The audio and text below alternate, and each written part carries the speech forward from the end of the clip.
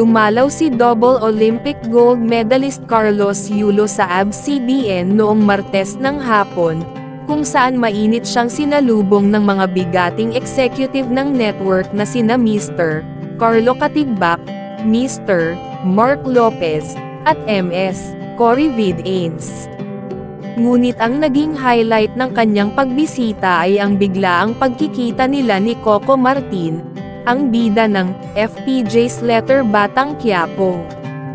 Ayon sa isang video na ibinahagi ng ABS-CBN News, makikitang nagkatensyon ang dalawa kung sino ang magiging fanboy ng isa't isa. Ngunit tila naunahan ni Carlos si Coco. Nang magalang niyang tinanong ang aktor-direktor, "Pwede pa picture po?" Sagot naman ni Coco, "Hindi. Ako yung magpapapicture na nagdulot ng tawanan sa paligid.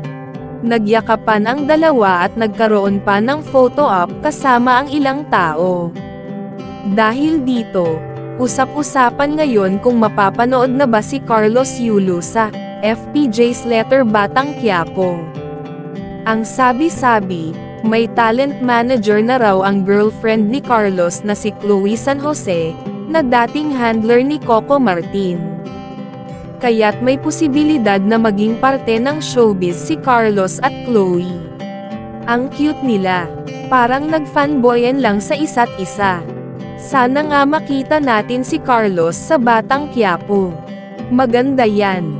Malaking bagay pag napasok ni Carlos ang showbiz, lalo na't world-class athlete siya.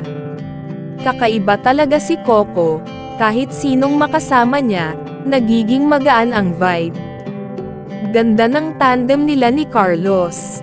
Excited ako kung totoo tong chismis na to.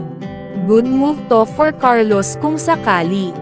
Grabe, from Olympics to showbiz. Go lang Carlos, support kami.